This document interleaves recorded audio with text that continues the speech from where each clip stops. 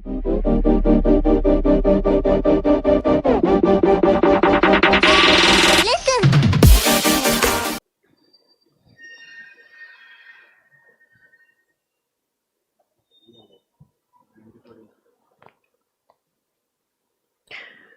morning, friends. Good morning, sir. Good morning, friends. Good morning, sir. So, in previous lecture, YouTube live कर दिया ना? In previous lecture, we have just discussed the basics things. बराबर है ना? हमने कुछ पढ़ाई नहीं किया था, हमने कुछ CA फाउंडेशन का मैथ्स के बारे में स्पेसिफिकली कुछ डिस्कशन नहीं किया था. It was just a general discussion. Correct और नॉट? तो जैसे मैंने बताया था कि मैथ्स का मैंने मतलब जानबूझ के ये 2-3 दिन मतलब ब्रेक लेने का पर्पज ये था कि आई वांट कि आप जब भी मैथ्स का लेक्चर अटेंड कर रहे हो डे नंबर 1 से आपके पास नोट्स हो. एक्चुअली मैं बिना नोट्स के भी कोई चैप्टर स्टार्ट कर सकता था till up to previous batch, but इस बैच में मैंने नोट्स ही ऐसे डिज़ाइन किए हैं जिसका कंसेप्ट है no notebook concept. No notebook concept. What is no notebook concept? मैं ही आपको नोट्स दे रहा हूं, उसमें मैंने क्वेश्चन लिखा हुआ है, आंसर लिखने के लिए जगह छोड़ी हुई है. समझ रहा है क्या? तो बहुत सारा प्रैक्टिस उसी में होगा. No doubt other than that आपको बुक्स दिए जाएंगे जिसमें मल्टीपल चॉइस क्वेश्चन है, रिवीजन है. आप समझ रहे हो क्या? बट अपना जो अपन क्लास में नोट्स बनाते हैं वही अपने को, समझ रहे हैं ना, उसी के अंदर अपने को लिखना है. जस्ट लाइक बचपन में वगैरह आपने कभी मैथ्स के वर्क बुक्स वगैरह सॉल्व किए रहेंगे, बराबर है ना, जिसमें क्वेश्चन उसी में लिखा रहता था, आंसर भी उधर ही है. ठीक है, तो अब उसी तरह से हम यहां पे भी जाएंगे and you will love like this anything. ठीक है, अब मैथ्स में जैसे मैं उस दिन आपको बता रहा था कि आपको थोड़ा सा ये ट्रांजिशन फेज है. ओके, जहां पे आपको 12th स्टैंडर्ड में जब अपन डिस्क्रिप्टिव लिखते थे या 10th में भी अपन डिस्क्रिप्टिव आंसर्स लिखते थे, अब वो छोड़ के अपने को एमसीक्यू पे शिफ्ट होना है. तो उसके लिए एक लर्निंग का मेथोडोलॉजी भी कंप्लीटली चेंज होता है. तो आपको आपका माइंडसेट भी थोड़ा सा अकॉर्डिंगली एडजस्ट करना पड़ेगा. तो एडजस्ट करना पड़ेगा मतलब आपको कुछ करना है क्या? कुछ भी नहीं करना है आपको. मैं बराबर वो सब कुछ कर दूंगा. आपको सिर्फ शुरुआत में थोड़ा पेशेंस रखना है एंड आपको 1 या 2 तुरंत लेक्चर में कंक्लूजन पे नहीं आना है. मैं डे नंबर 1 को भी आपको बताया था. डू यू रिमेंबर और नॉट? कि भाई लेक्चर नंबर 1 मुझे कुछ समझ नहीं रहा है तो भी ध्यान देने का. करेक्ट और नॉट? क्योंकि एक करते करते करते करते आपने को समझेगा कि अपने को सब याद आ रहा है. जैसे मैं उस दिन भी कुछ एग्जांपल दिया था, कोई वेब सीरीज अपने को नहीं समझ रहा है, कोई मूवी अपने को नहीं समझ रहा है, तो भी अपन क्या करते? तो देखते ही है, कंटिन्यू ही करते. करेक्ट और नॉट? उसको छोड़ थोड़ी देते हम लोग. करेक्ट और नॉट? एंड हम लोग जब उसके अंदर जाएंगे, जब उसको एक्सपीरियंस करेंगे, तब अपने को समझेगा. कोई आज तक स्विमिंग सीखा है क्या? स्विमिंग पूल के बाहर बैठ के नहीं सीखा है ना. करेक्ट, स्विमिंग पूल के बाहर वो बैठ के ये बोल सकता है क्या, जब तक परफेक्ट नहीं आएगा तब तक मैं उतरूंगा ही नहीं? ऐसा हो सकता है क्या? नहीं. आज तक किसी को ड्राइविंग आया है क्या बिना स्टीयरिंग पे बैठे, कि मैं पूरा पहले थ्योरेटिकली पूरा पढ़ के यहाँ पे परफेक्ट करूंगा, उसके बाद में मैं स्टीयरिंग पे बैठूंगा? ओके, ऐसा हो सकता है क्या? उसका एग्जाम लिया पहले कि चलो ड्राइविंग कैसे करते, फिर उसको बोला गया कि हाँ लेफ्ट टर्न मारना है तो 38 डिग्री में तुझे स्टीयरिंग घुमाना पड़ेगा, अगर थोड़ा सा इधर आना है तो 35 डिग्री में. फिर उसका एग्जाम लिया जाएगा एंड उसका प्रैक्टिकल बाद में बोलेगा हाँ चल भाई तो टॉपर है, चला भी. क्या आने वाला है उसको? क्या आने वाला है क्या कुछ? तो एग्जाम का टॉपर है थ्योरी में. समझ रहा है कि नहीं? उसने ऐसा रट्टा मार मार के आंसर याद किए. समझ रहा है कि नहीं? टर्न मारने के लिए ये एंगल लेना पड़ता है, ऐसा करना पड़ता है, वैसा करना पड़ता है. या किसी ने स्विमिंग के लिए ऐसा किया हुआ है, ऐसे जंप मारने का, फिर एक हाथ इधर घुमाने का, फिर मुंडी ऊपर लेने का, सांस लेने का, फिर पैर ऐसा घुमाने का, पैर का ये एंगल होना चाहिए, वो एंगल नहीं होना चाहिए. पूरा लिख लिख के याद कर लिया उसने. Step number 1, step number 2. उसको बोला चल भाई आप स्विमिंग, ढकल दिया अंदर. कहां है थियरी अभी? आप सिर्फ एक ही है, बचाओ. बराबर है कि नहीं? तो अगर हम उसके अंदर जाएंगे तो अपने को समझेगा कि बॉस एग्जैक्टली राइट अपने को इसको डील कैसे करना है. करेक्ट और not? Mere theoretical knowledge is not going to serve the purpose anywhere. Correct और not? In student life nor in professional life. कल जाके सीए बन के अब अगर आप काम करोगे तो आपको ये सिर्फ बुकिश नॉलेज काम में नहीं आने वाला है. समझ रहा है क्या?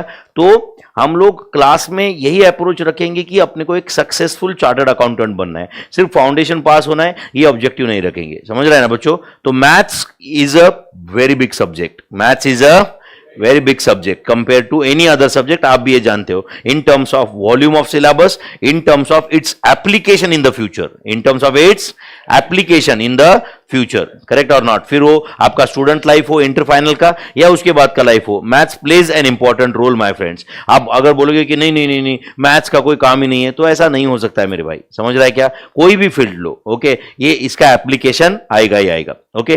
तो जैसे मैंने बताया कि अपना ये बैच का ड्यूरेशन रहने वाला है अराउंड 210 आवर्स। कितना?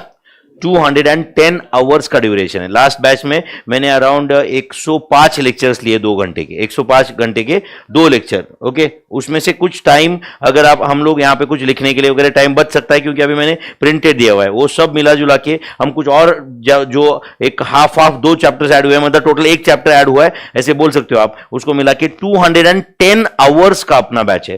तो 210 घंटे में हम लोग यहाँ पे पूरे ये मैथ्स का पोस्टमार्टम कर देंगे बच्चों, ओके।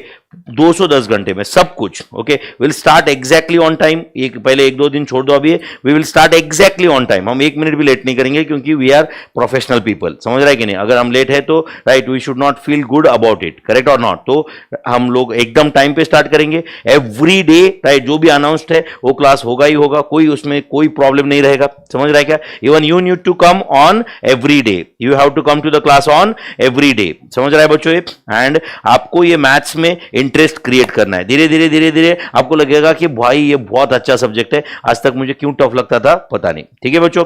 तो आप ये मैथ्स एंजॉय करने वाले हो? जो लोग लाइव स्ट्रीम वाले भी बच्चे हैं, राइट, ये मैथ्स अपने को एंजॉय करना है। इसको ये बोरिंग सब्जेक्ट है, क्या करूं अभी मैं यार, कुछ तो करके मैथ्स में कंप्लीट करूंगा, ये अप्रोच नहीं रखना है आपको। आप समझ रहे हो क्या? मैथ्स में हम लोग ऐसा आपका लेवल लाएंगे कि आपको लगेगा हाँ यार ये सबसे इजीएस्ट सब्जेक्ट है, ठीक है बच्चों? तो चलो स्टार्ट करें बच्चों, स्टार्ट करें। तो जो लोग लाइव स्ट्रीम में है बच्चों, आपके पास आई होप आपके पास नोट्स है, आपके पास नोट्स है। एंड नोट्स नहीं है तो भी आप आज का आपके जो ग्रुप पे नोट्स आ जाएंगे आपको, वो उसका प्रिंट आउट आप ले लो। कुछ लोगों ने लिया भी रहेगा, I am sure, print out, okay.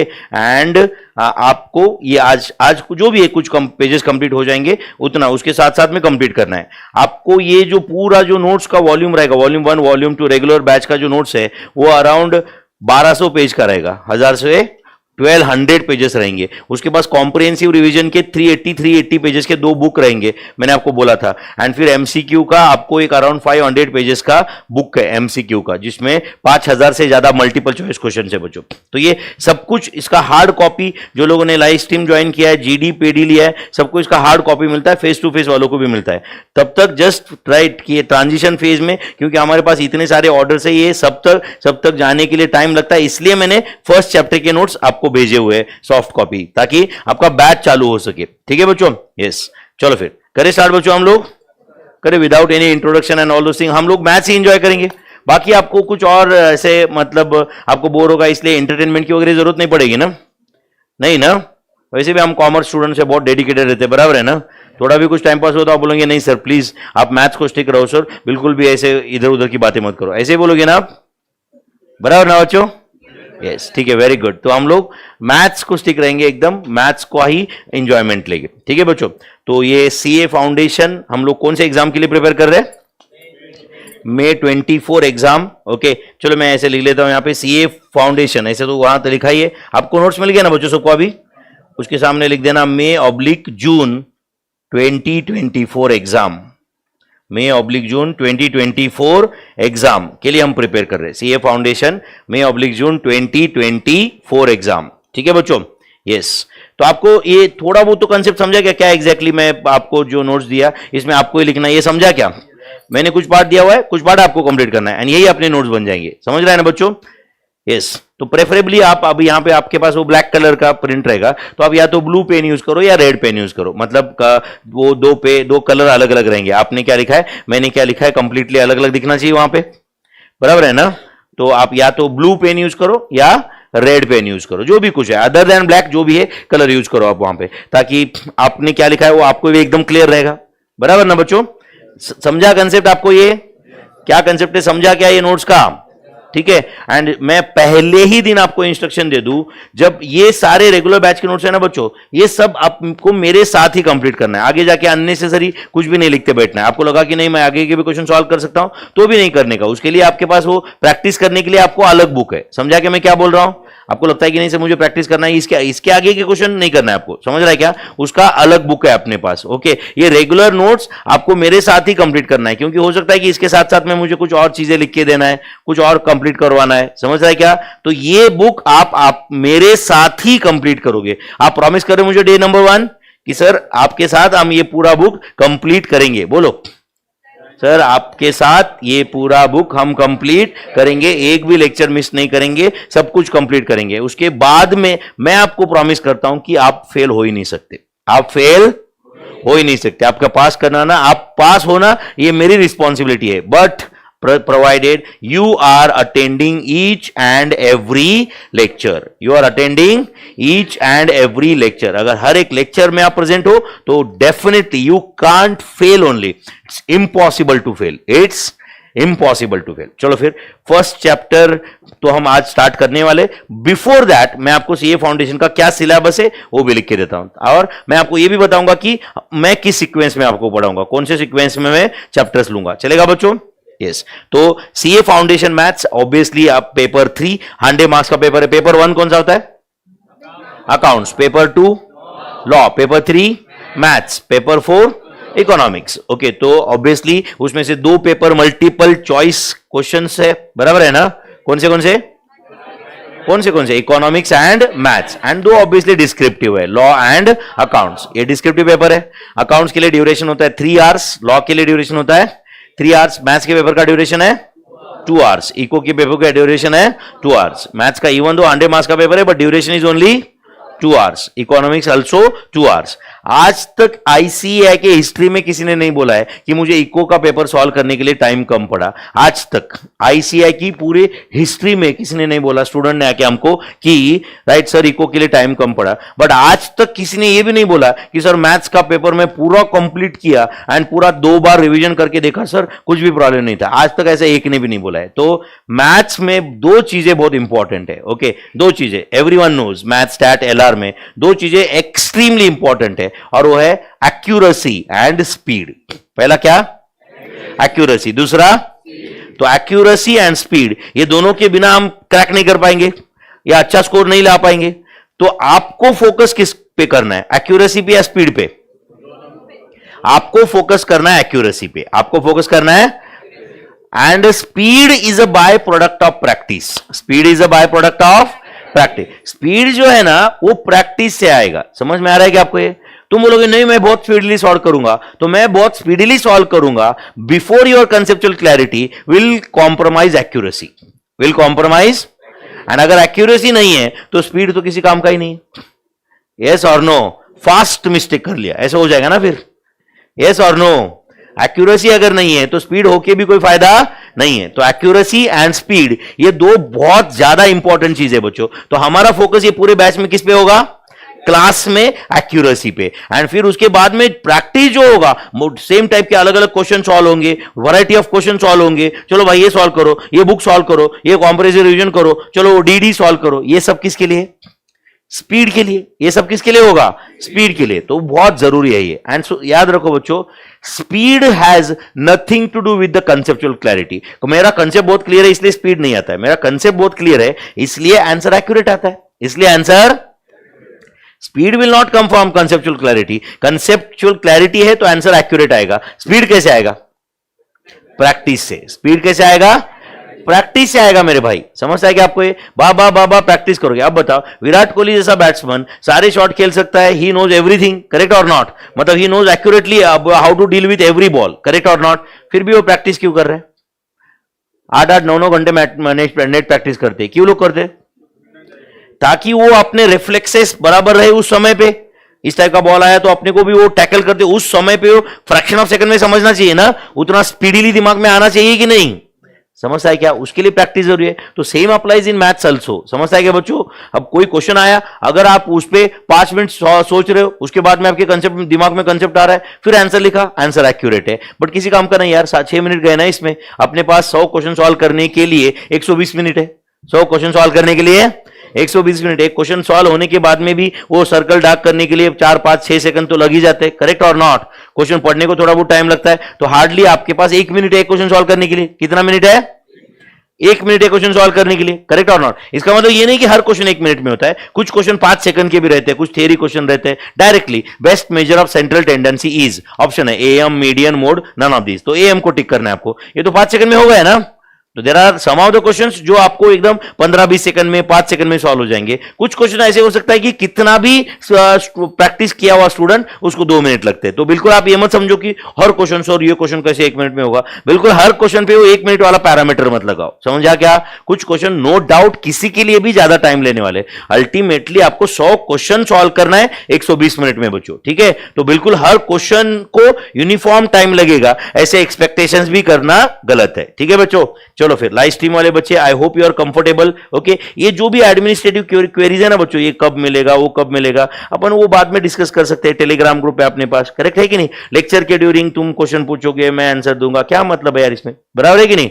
जो भी कुछ बाकी के जो क्वेरीज रहते वो आप ये सब बाद में पूछा करो, वो टेलीग्राम ग्रुप में हो सब लोग, मैक्सिमम लोग, है कि नहीं? टेलीग्राम ग्रुप ज्वाइन कर लो, राइट? हेल्पलाइन नंबर को कॉल करो, उससे हो सकता है ना, करेक्ट है कि नहीं? तो ये बाद में जो भी कुछ आपके क्वेरीज रहते ये आप अपन, अभी फिलहाल ये मैथ्स का टाइम है, बराबर है कि नहीं? टाइमिंग बहुत इंपॉर्टेंट है ना, कौन से जगह पे, कौन से टाइम पे अपन क्या कर रहे हैं, इट मैटर्स अ लॉट, बराबर है या नहीं? ओके, चलो फिर।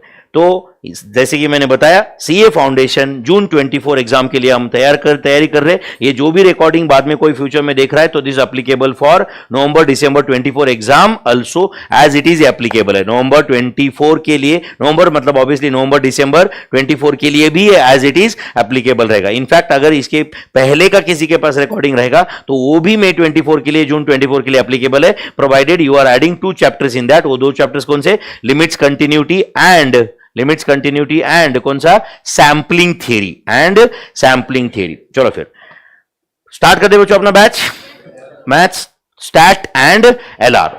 40 मार्क्स एंड 20 मार्क्स। तो मैथ्स में अपने पास है कितने चैप्टर्स? 8 चैप्टर्स, लिखा है उधर ब्रैकेट में।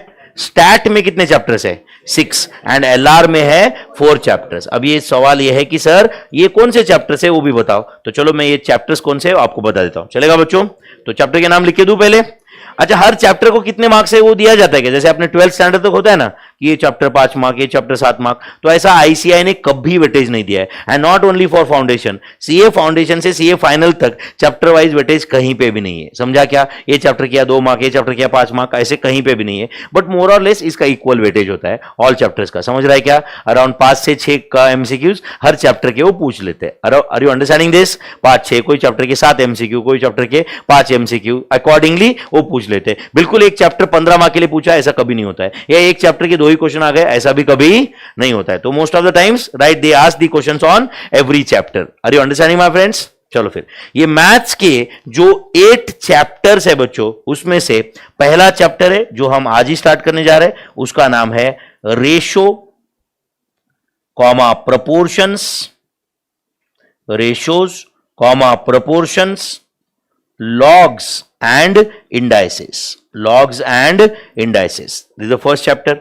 Ratio, proportion, logs and indices. First chapter. तो आपको समझा? आपको ये अभी प्रिंटेड नोट्स में ही लिखना है, कहां पे लिखना है, कैसे लिखना है, समझा ना आपको ये? तो इसी तरह से अपना नोट्स कंप्लीट हो जाएंगे ना। ये ऐसे समझो कि आप नोटबुक में ही लिख रहे हो, कुछ पार्ट मैंने आपको ऑलरेडी लिख के दिया है ताकि मैं कहने वो जो समझ रहा है ना वो टाइम आपका बच जाए, एंड बाकी का ऑब्वियसली तो एज गुड एज आप ही पूरा लिख रहे हो ऐसा हो गया ना ये, क्योंकि जो मैंने लिखा है वो आप पढ़ रहे हो साथ साथ में। तो as good as you are writing everything of this और not?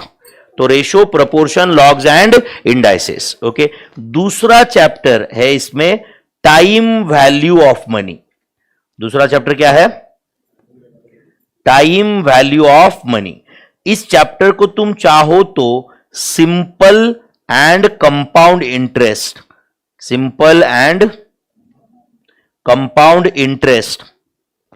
with applications of annuity, ऐसा भी बोल सकते हो। आईसीआई के हिसाब से चैप्टर का नाम है time value of money, but हम उसमें पढ़ने क्या वाले?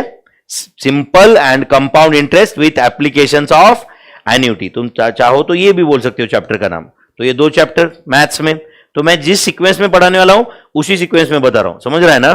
तो पहला chapter ratio, proportion, logs, indices, दूसरा chapter time value of money, then third chapter we have to study is sequence and series.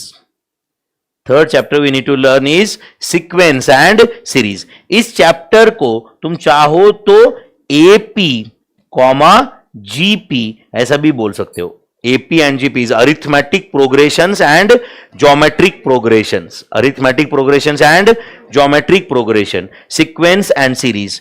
Then fourth chapter है inequalities. Fourth chapter क्या है? Inequalities. Okay. फोर्थ चैप्टर है inequality, जो है comparatively एक छोटा chapter है. देन नेक्स्ट चैप्टर, एक one of the very important chapter is equations. Okay, क्या पढ़ने वाले हम लोग?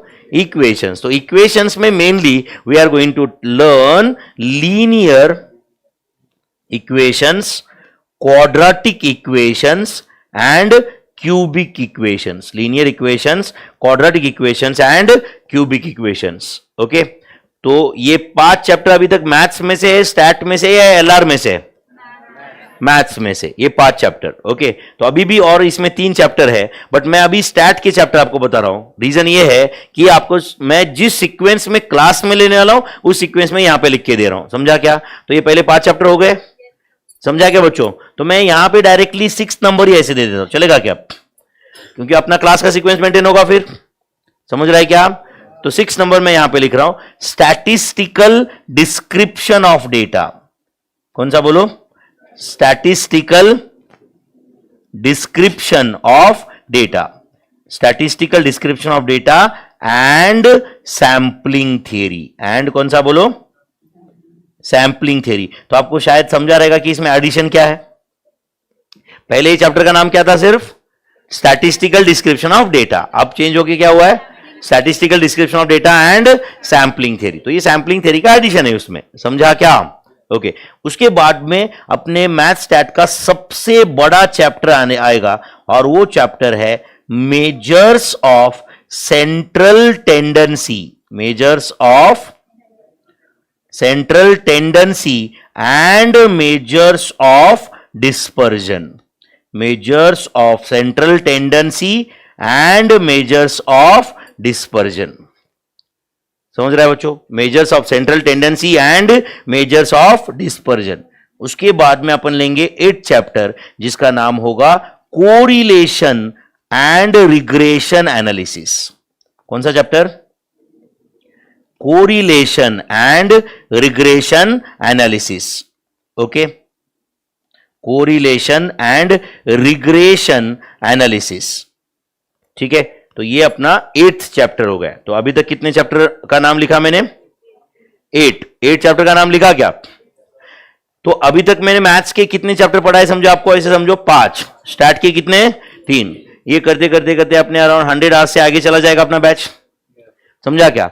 फिर हम लेंगे एलआर के चैप्टर. ओके, तो मैं यहां पे 9 लिख के देता हूं. ओके, समझा कि मैं क्या बोल रहा हूं? मैं नंबर ऐसे क्यों लिख रहा हूं? समझ रहा है ना? जिस सीक्वेंस में हम क्लास में पढ़ाएंगे वो बता रहा हूं मैं आपको. ओके, तो 9th चैप्टर हम लेंगे नंबर सीरीज. कौन सा? Number series. Number series comma coding, decoding and odd man out series. Odd man out series. Okay, ये chapter number series, coding, decoding, odd man out series. उसके बाद में 10th होगा अपना चैप्टर डायरेक्शन टेस्ट्स. कौन सा चैप्टर का नाम है? Direction test. उसके बाद में होगा ब्लड रिलेशंस. क्या होगा बच्चों? Blood relations. And next chapter होगा सिटिंग अरेंजमेंट्स. क्या होगा? Sitting arrangements my friends. Okay, sitting arrangements. Okay, तो कितने चैप्टर्स कंप्लीट हो गए अभी तक? ऐसे समझो 12. अच्छा बच्चों, ये जो 4 चैप्टर ना एलआर के, ये मैं बहुत अल्ट्रा स्लो पढ़ाऊंगा ना बच्चों, तो ये 4 चैप्टर कंप्लीट करने के लिए 12 आवर्स लगेंगे. कितना? 12 आवर्स. एंड उस समय पे आप बोल देंगे नहीं सर आपने बहुत स्लो पढ़ा है सर ये, राइट, आपने 6-7 घंटे का 12 घंटे खींच लिया सर. आप समझ रहे हो क्या? ये इतना आसान काम है. आप समझ रहे हो क्या? ओके, बट ऑब्वियसली हर राइट बीट उस टाइप का नहीं है, नो डाउट। ये एलआर मतलब इसमें कोई फॉर्मूला नहीं, कोई समझ रहा है कि आपको ये प्योर लॉजिकल है, समझता है क्या? ये जैसे कि समझो मैं बोल रहा हूं कि Ramu went in a west direction, he took a right turn, he took a left turn, then he took a right turn, which direction he is facing now? अब बताओ, ये तो फोर्थ स्टैंडर्ड का बच्चा भी कर लेगा ना यार, यस और नो? फिर वो कभी क्वेश्चन पूछेगा ए एंड बी दो ब्रदर्स है, उनकी मम्मी सी है, सी के पापा डी है, डी का मामा ई है, तो ए एंड ई का क्या रिलेशन है? समझा या नहीं? इस टाइप के क्वेश्चंस समझ में आ रहा है कि आपको ये राइट? फिर नंबर सीरीज कोडिंग डिकोडिंग क्या होता है वो भी मैं बताऊंगा, ऑड मैन आउट क्या होता है वो भी सीखेंगे, एंड हम बहुत डिटेल में सीखेंगे बच्चों हर चैप्टर। अपना सिलेबस मैंने आपको नंबर ऑफ पेजेस कितने हैं वो बताया, कितना मैं मटेरियल देने वाला उसे आपको थोड़ा बहुत अंदाज तो आया ही रहेगा। एंड 210 घंटे मतलब समझता है कि आपको 210 आवर्स, समझता है कि आपको एक आजकल का मूवी 2 घंटे का होता है, तो 105 मूवीज अपन देखने वाले, मतलब सिर्फ मैथ्स, बराबर है या नहीं? तो कितने चैप्टर्स अभी तक हो गए? 12 चैप्टर्स। ये चैप्टर होने के बाद में हम लोग यहां पे 13 चैप्टर लेंगे, one of the very interesting chapter जिसका नाम है परम्यूटेशंस एंड कॉम्बिनेशंस। क्या चैप्टर का नाम है? Permutations and combinations. तो मैंने 5 के बाद में 13 क्यों लिखा डायरेक्टली, समझा ना? इधर मैं किस सीक्वेंस में पढ़ाने वाला हूं क्लास में वो नंबरिंग दे रहा हूं यहां पे, आप समझ रहे हो बच्चों? तो परम्यूटेशंस एंड कॉमन, ताकि आपको अब सर नेक्स्ट चैप्टर कौन सा स्टार्ट करने वाला है ये भी सस्पेंस नहीं है आपको, बराबर है ना? Permutations and combinations. Then 14th chapter हम लेंगे स्टैटिस्टिक्स से, जिसका नाम है प्रोबेबिलिटी। क्या नाम है उसका? Probability and expected value. क्या नाम है चैप्टर का, बोलो? Probability and expected value, probability and expected value. Okay, ये नोट्स बच्चों आपको हार्ड कॉपी आ जाएगा, ये नोट्स वैसे टेलीग्राम पे भी आ जाएगा, सब जगह पे ये नोट्स मिल जाएगा आपको बच्चों। जो लोग ऑनलाइन भी देख रहे हैं आपको ये नोट्स मिल जाएगा, डोंट वरी एट ऑल, ठीक है? एंड बहुत ही जल्द आपको इसका हार्ड कॉपी मिल जाएगा, सब कुछ ये एकदम इन ट्यून रहेगा, don't worry at all. Okay, तो 14 चैप्टर तक आ गए, प्रोबेबिलिटी एंड एक्सपेक्टेड वैल्यू, ठीक है बच्चों? प्रोबेबिलिटी एंड एक्सपेक्टेड वैल्यू ये, एंड इसके बाद में हम इमीडिएटली और एक चैप्टर स्टैटिस्टिक्स का ही लेंगे जिसका नाम है theoretical distribution. Theoretical distribution, theoretical distributions, और इस चैप्टर को चाहो तो तुम प्रोबेबिलिटी डिस्ट्रीब्यूशंस ऐसे भी बोल सकते हो। क्या बोल सकते हो? probability distributions, theoretical distributions, और you can call it as probability distributions। समझ आए बच्चों? ये चैप्टर कंप्लीट होते ही we will complete one more chapter from statistics itself, जिसका नाम है इंडेक्स नंबर्स। क्या नाम है? Index numbers. And index numbers complete होते ही आप क्लास में ऐसे बोल पाओगे क्या कि हमारा पूरा स्टैट खत्म हुआ, पूरा एलआर भी खत्म हुआ, अब सिर्फ मैथ्स के कुछ चैप्टर बाकी है, ऐसे आप बोलोगे? यस और नो? यहां तक आते हैं आप क्या बोलोगे? सर हमारा पूरा स्टार्ट हो चुका है, पूरा एलआर कंप्लीट हो चुका है, सर ने स्टार्ट मैथ से किया है बट अभी एंड भी सर मैथ से ही करेंगे। यस और नो? फिर हम पढ़ेंगे एक छोटा सा चैप्टर जिसका नाम है सेट्स, फंक्शंस एंड रिलेशंस। क्या पढ़ेंगे? Sets, functions and relations. And यहां पे अब इंस्टीट्यूट ने एक एडिशन किया है छोटा सा, और वो एडिशन है लिमिट्स एंड कंटिन्यूटी। क्या ऐड किया एडिशन, बोलो यहां पे? Limits and continuity. ये छोटा सा एडिशन है सिलेबस में अभी May 24, जो December 23 के लिए नहीं था। समझा मैं क्या बोल रहा हूं बच्चों? कौन सा सेट, फंक्शन, रिलेशन था उनके लिए, क्या नहीं था? Limits and continuity. Okay, and last chapter अपने बैच का रहेगा differential and integral calculus. Differential and क्या, बोलो? इंटीग्रल कैलकुलस, या तुम उसको चाहो तो बोल सकते हो डेरिवेटिव्स एंड इंटीग्रेशन। क्या बोल सकते हो हम? देखो बच्चों, ये डेरिवेटिव्स एंड इंटीग्रेशन हो सकता है कि कुछ लोगों ने 12th स्टैंडर्ड में पढ़ा है, वो लोगों ने इसके 5-6 महीने डेरिवेटिव्स इंटीग्रेशन सीखा रहेगा, क्वाइट पॉसिबल, क्योंकि बहुत सारे चैप्टर से डेरिवेटिव्स इंटीग्रेशन के मिला के 12th में, समझ रहा है क्या? बट ये अब ये फाउंडेशन में कुछ डेरिवेटिव्स इंटीग्रेशन कोई समझ रहा है कि आपको ये इतना डेप्थ में नहीं है जितना आपने पहले कभी सीखा है। आप समझ रहे हो क्या? 18 चैप्टर में से एक चैप्टर है डेरिवेटिव इंटीग्रेशन, जबकि किसी ने अगर महाराष्ट्र स्टेट बोर्ड से भी अगर 12th किया है तो डेरिवेटिव इंटीग्रेशन के मिला के 7-8 चैप्टर है उसमें। डेरिवेटिव्स, एप्लीकेशन ऑफ डेरिवेटिव्स, बराबर है या नहीं, integration, application of integrals, definite integral, application of definite integral, correct और नॉट। तो उतना डेप्थ में यहाँ पे नहीं है। एंड ऊपर से सबसे इंपॉर्टेंट पार्ट तो इसमें ट्रिग्नोमेट्री है ही नहीं। तुम्हारे पूरे सीए करिकुलम में कहीं पे भी आपको sine x, cos x, ten x, कहीं पे भी कुछ भी नहीं है। आप समझ रहे हो क्या? तो यहाँ पे डेरिवेटिव्स एंड इंटीग्रेशन का एक बेसिक सिलेबस अपने को सीखना है। बहुत बेसिक डेरिवेटिव्स एंड इंटीग्रेशन आपको समझना चाहिए। इतना ही आईसीआई का इंटेंट है। इसके कुछ डेप्थ में ऐसा कुछ तुम्हारे सिलेबस में है भी नहीं। आप समझ रहे हो क्या बच्चों? तो इन टोटल कितने चैप्टर्स है मैथ स्टैट एलआर में? There are 18 chapters. तो 18 चैप्टर्स लिख के ले लिए बच्चों आपने। आपको थोड़ा बहुत समझा अपन ये नोट्स कैसे कंप्लीट करने वाले? तो देखो बच्चों, आप अदरवाइज मैं ये पूरा लिख के देता तो भी आप ऐसे ही लिखने वाले थे ना। Only thing is that maths है, स्टैट है, एलआर में पहले टेबल बना के दिया था आपको ऑलरेडी, उसमें हमने कंप्लीट कर दिया। ठीक है, तो as if you are writing everything ऐसे ही हो रहा है कि नहीं बताओ? As if you are writing everything ऐसा हो रहा है कि नहीं बच्चों? यस और नो? तो चलो आज ये पहला ही लेक्चर है, तो मैं आपको बता दूं कि जो नोट्स बहुत अच्छे से मेंटेन करो, सब लोग बहुत अच्छे से प्रेजेंट करो, क्योंकि आपको फिर पढ़ने में भी मैथ्स मजा आएगा बाद में अगर आप ये नोट्स अच्छे से मेंटेन करोगे। इसमें कुछ भी गंदा लिखा मत करो, समझ रहा है क्या? अच्छे से लिखने का, सब कुछ सारे क्वेश्चन अच्छे से सॉल्व करने का। प्रैक्टिस के लिए अगर आपको लगता है कि नहीं सर मुझे रफ कैलकुलेशन करके देखना है, तो साथ साथ में एक 2-3 पेजेस रफ रखा करो आप साथ साथ में। समझ रहा है ना? वो 2-3 पेजेस भर गए, वो फेंक दो, दूसरे ले लो। रफ ही है ना वैसे भी, तो साथ में आपको कुछ लगता है कुछ कैलकुलेशंस के लिए, तो रफ पेजेस आप रखा करो। ओके, आपको मैंने डे नंबर 1 को कैलकुलेटर के बारे में इंस्ट्रक्शंस नहीं दिए थे। आपको पता है क्या calculator is allowed in CA foundation exam? Foundation से लेके फाइनल तक हर एग्जाम में आप कैलकुलेटर का इस्तेमाल कर सकते हो। तो ये कैलकुलेटर आपने बाय करना पड़ेगा। तो कैलकुलेटर कैसा बाय करना है मैं आपको थोड़ा सा इंस्ट्रक्शन देता हूं इसके बारे में। ओके, कैलकुलेटर के 3 टाइप होते हैं। ओके, सिंपल कैलकुलेटर, समझ रहा है क्या? Then scientific calculator and financial calculator. कौन से?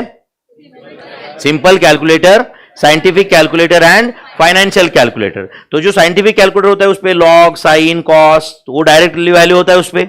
कौन सा? Scientific calculator. जो फाइनेंशियल कैलकुलेटर होता है वो तो बहुत ही एडवांस होता है, उस पे तो डायरेक्ट इंटरेस्ट का कैलकुलेशन डायरेक्ट होता है, नेट प्रेजेंट वैल्यू डायरेक्ट होता है। समझ रहा है क्या? वो सिर्फ जो सीए बन गए उनके काम का है। समझ रहा है क्या? या कुछ एग्जाम इंडिया में एग्जाम्स है और सीए छोड़ के सीएफए बोल के एक एग्जाम है, राइट? वो एग्जाम में financial calculator is directly allowed. Okay, तो अपने लिए वो कैलकुलेटर अलाउड नहीं है। तो अपने लिए कौन सा कैलकुलेटर अलाउड है?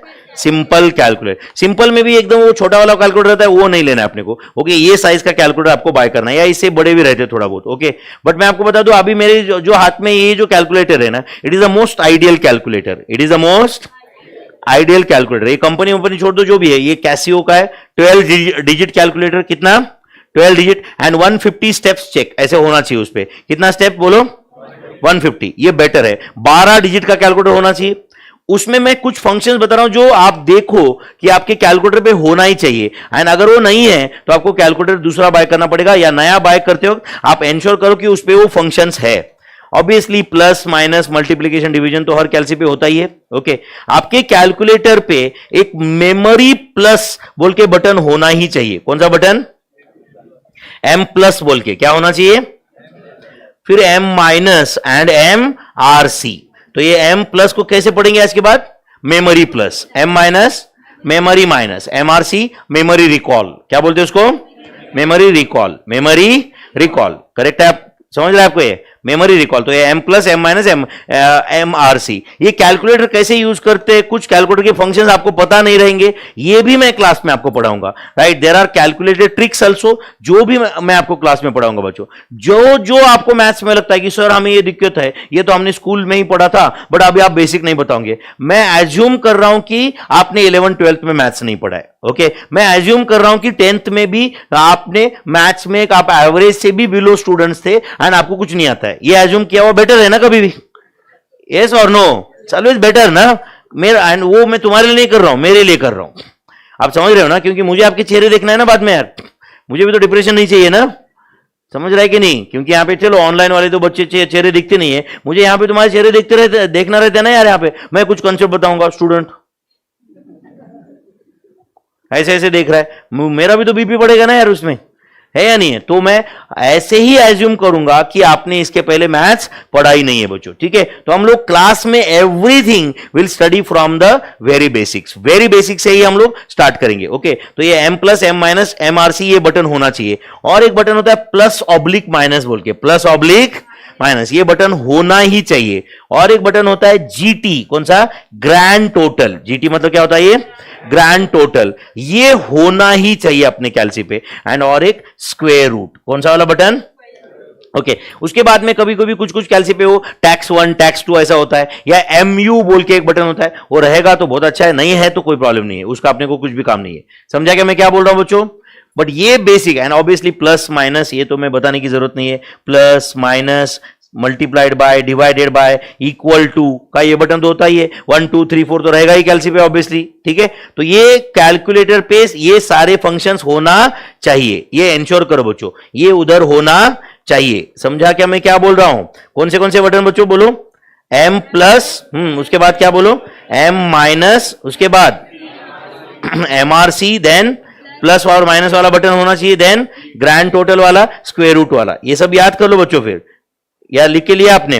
कैलकुलेटर अगर आपने बाय किया है तो आप देख लो कि आपके कैलकुलेटर पे ये फंक्शंस है क्या, एंड नहीं बाय किया तो आप ऐसे ही इंश्योर कर लेना, यही कैलकुलेटर ले लेना बेटर है। आप इस टाइप का कैलकुलेटर मैं आपको बोलूंगा कि ये प्रेफरेबल है। कौन सा? कैशो वाला ये कैलकुलेटर, ये कभी इसको कभी भी प्रेफरेंस दो बच्चों। Okay, this is the best calculator. आप समझ रहे हो क्या? बाय ओरिजिनल कैलकुलेटर, वो फुटपाथ पे कहीं का डुप्लीकेट कैलकुलेटर मत बाय कर लेना मेरे भाई, करियर स्टेक पे मत लगाना 100 रुपए के लिए। आप समझ रहे हो क्या मैं क्या बोल रहा हूं? बाय अ ओरिजिनल कैलकुलेटर, ठीक है बच्चों? यस, क्या बोले बेटा?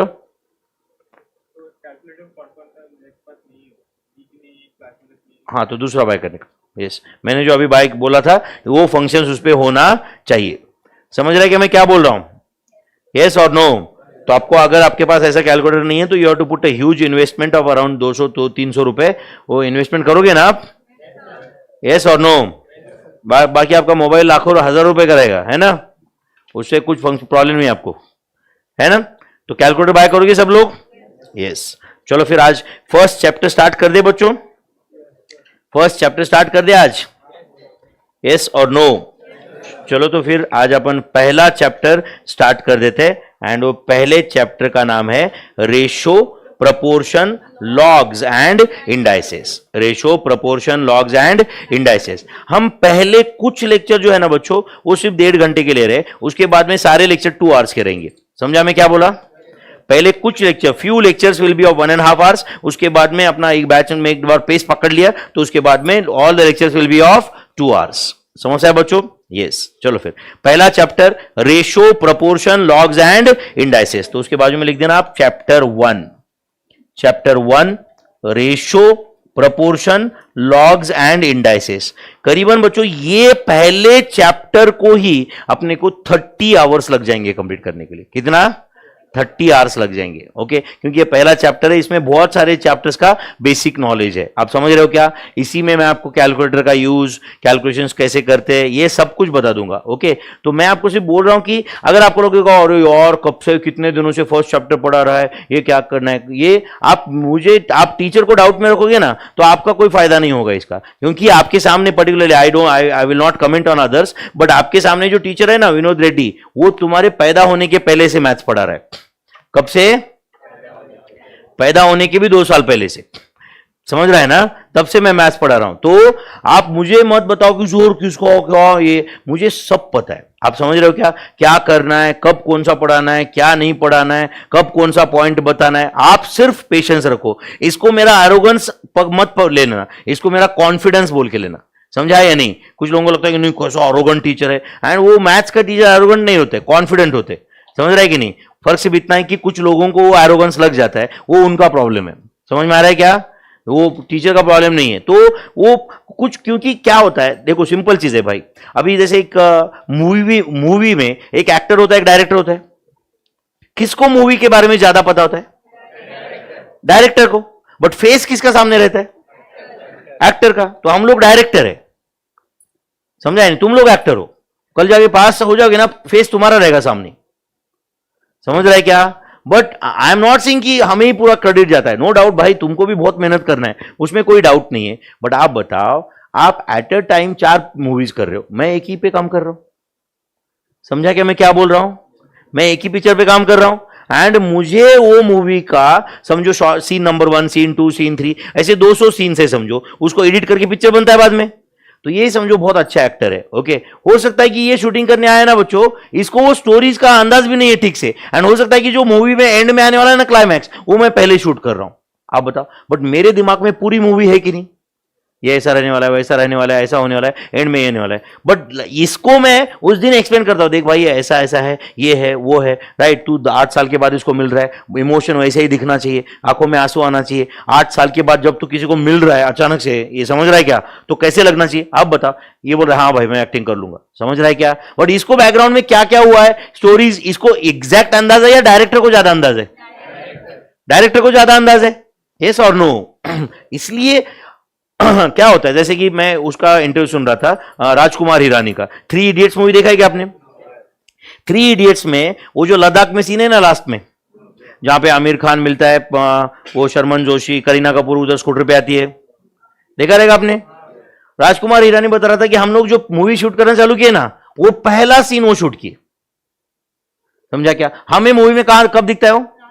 लास्ट में, जहां पे ये 8 साल के बाद 10 साल के बाद मिल रहे हैं, बराबर है कि नहीं। कॉलेज लाइफ इनकी इतनी हैपनिंग थी, ये जो भी थी, राइट और नॉट, ये रैंचो को ढूंढ रहे इतने दिनों से, अचानक से अभी रैंचो मिल गया, तो ये कितना इमोशनल सीन है ना वो, करेक्ट और नॉट। 8-10 साल के बाद दोस्त मिल रहे हैं। अब बताओ, इमेजिन करो कि वो तीनों लोग हैं वहां पे, अब बताओ उनको क्या पता ये स्टोरी, ये पीछे का क्या हुआ है क्या नहीं है, ये सब कुछ ओवरऑल थोड़ा बहुत अंदाज है। बट राजकुमार ईरानी को एग्जैक्टली पता है कि नहीं, वो कितना एक्सप्लेन करता रहेगा कि भाई ये इमोशन नहीं चलेगा, तुम्हें ऐसे इमोशन आना चाहिए, ये होना चाहिए, ऐसा आना चाहिए, करेक्ट और नॉट। तुमको लिटरली एक दूसरे को पीटना है, मतलब मानना है कि भाई, समझ में आ रहा है कि आपको ये एग्जैक्टली। तो बताओ, वो डायरेक्टर नोज एवरीथिंग, करेक्ट है, तो एक्टर ने क्या करना चाहिए उस वक्त? एक्टर ने बोलना चाहिए क्या, नहीं नहीं नहीं मुझे गलत लग रहा है, ऐसा करेंगे, ऐसा ऐसा किसी दोस्त को मारते क्या कभी, समझा क्या। वो तो झापड़ लगा के देते हैं ना उसको, याद है क्या आपको? बट वो पैर से झापड़ है या क्या एग्जैक्टली, वो director knows everything about that और नॉट।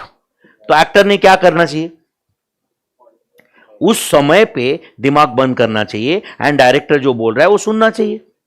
जब कम नॉलेज एंड ज्यादा एनालिसिस, ये तूफान डेंजरस कॉम्बिनेशन है। एनालिसिस कब होना चाहिए?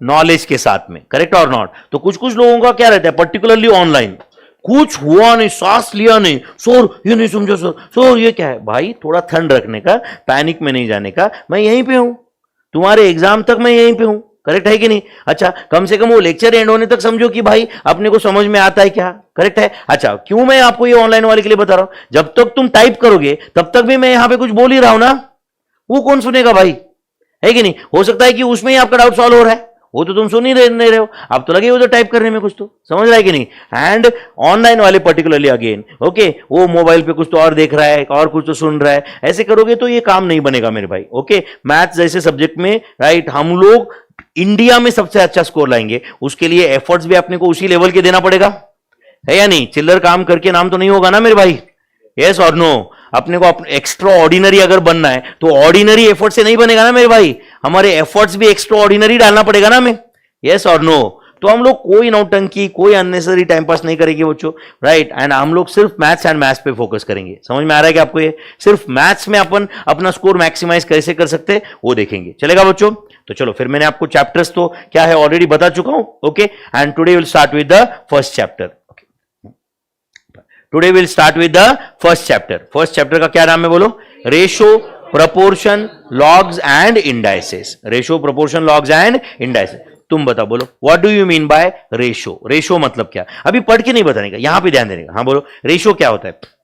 3:7 एक रेशो है, 8:5 इज अ रेशो। तो ratio is basically a fraction. Ratio is basically अ 8:11, 9:35, 18:16, समझा, ये रेशो है। या 3:5:9, 3:5:, तो रेशो क्या है? एक फ्रैक्शन है। रेशो क्या है? तो ratio is a fraction used for comparison, used for किसका कंपैरिजन? अब बताओ, समझो मैं बोल रहा हूं कि मेरा एज इज टू ये लड़के का एज का रेशो है, सुन रहे हो क्या मेरे भाई? का रेशो है 20:7। क्या रेशो है? 20:7 ये रेशो। इसका मतलब मैं 20 साल का हूं और वो 7 साल का है क्या? तो फिर तो अगर मेरा एज 20x है तो उसका एज 7x है। वेर x क्या है वो तो पता नहीं अभी तक तो, यस और नो। बट मैं कंपैरिजन तो कर पाया ना 20:7 से। अब हो सकता है कि मेरा एज 20 है उसका 7 है, हो सकता है कि मेरा 40 है उसका 14 है, यस और नो। क्योंकि x अगर 2 लिया मैंने तो 20x मतलब 40 हो जाएगा। तो अगर मैं 40 हूं तो वो कितना है फिर बोलो? 14। एंड अगर मैं 60 हूं तो वो क्या कितना है फिर? 21। मैं 60 हूं तो वो कितना है? तो अगर मैंने मेरे और उसके एज का रेशियो बताया एंड उसके बाद में मेरा एज बताया तो उसका एज आपको पता कर पाओगे आप? या उसका एज बताया तो आप मेरा एज पता कर पाओगे कि नहीं? समझो मैंने बोल दिया कि मेरा इनकम इज टू ये बच्चे का इनकम का रेशियो है लेट्स से 10:13। 10:13 का रेशियो है। इसका मतलब हुआ मेरा इनकम अगर 1 करोड़ है तो उसका इनकम कितना है बोलो? 1.3 करोड़ है। 10:13 बोला था ना मैंने, यस और नो। मेरा इनकम 10 लाख है तो उसका इनकम कितना है? 13 लाख है। मेरा इनकम 10 मिलियन है तो उसका इनकम 13 मिलियन है। मेरा इनकम 10 बिलियन है तो उसका इनकम 13 बिलियन है। मेरा इनकम 10 रुपीज है तो उसका इनकम 13 रुपीज है। करेक्ट और नॉट? तो मैंने हम दोनों का जब इनकम का कंपैरिजन किया तो वो कंपैरिजन में मुझे पता चला कि अगर मैं 10 हूं तो वो 13 है। तो 10x अगर मैं हूं तो वो 13x है। मैं 10m हूं तो वो क्या है? 13m। मैं 10p हूं तो वो 13p है, जहां पे p can be any number, जहां पे p can be any number. तो रेशो इज बेसिकली क्या है बोलो? Ratio is a fraction. चलो लिखो, ratio is a fraction. Ratio is a fraction used for comparison of 2 or more quantities. Ratio is a बोलो fraction used for comparison of 2 or more quantities which are of same type. Which are of बोलो same type या same kind. Which are of same kind. And दूसरा point है expressed in same unit of measurement. Expressed in बोलो बच्चों same unit of measurement. तो जो मैंने आपको प्रिंट करके दिया है वो भी आप साथ साथ में पढ़ते हो क्या बच्चों? या जो मैंने लिख रहा हूं डायरेक्टली वही पढ़ रहे हो? नहीं, आपका नोट्स वो पूरा साथ साथ में करेंगे कि नहीं हम कंप्लीट?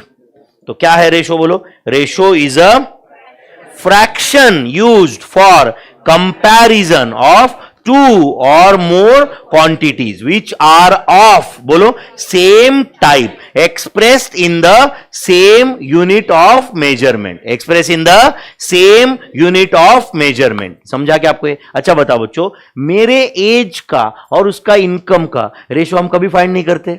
अच्छा, मेरा वेट एंड उसका हाइट का रेशो होता है क्या? नहीं। मेरा एज एंड उसके मार्क्स का रेशो होता है क्या? नहीं। उसका इनकम एंड मेरे पास के नंबर ऑफ कार्स का रेशो होता है क्या? नहीं।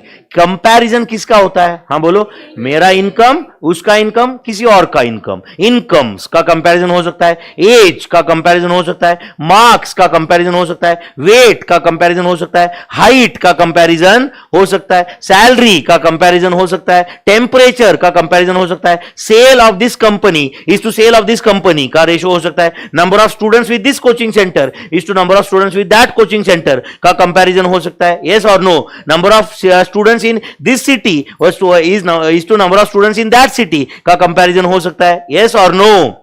Wait of a commodity A is to weight of commodity B का कंपैरिजन हो सकता है। बट एक का वेट दूसरे का एज का कंपैरिजन होता है क्या? एक का इनकम तीसरे का हाइट का कंपैरिजन होता है क्या? नहीं। तो रेशो क्या है बताओ मुझे। हाँ चलो बोलो। बी पार्टिसिपेटिव बच्चों। देखो, हमें ना बाकी कोई मस्ती नहीं करना है, गाना नहीं बजाना, वो आप जहां करना है कर लो बाद में, ओके? वो मेरा काम है नहीं, ना मेरे पर्सनालिटी को शूट करता है ना मुझे आता है वो। आप समझ रहे हो क्या? ओके, हम मैथ्स में ही एंजॉय करेंगे, हम लोग पार्टिसिपेटिव रहेंगे। समझा क्या मैं क्या बोल रहा हूं? चलो बोलो। पार्टिसिपेटिव का मतलब समझता है ना?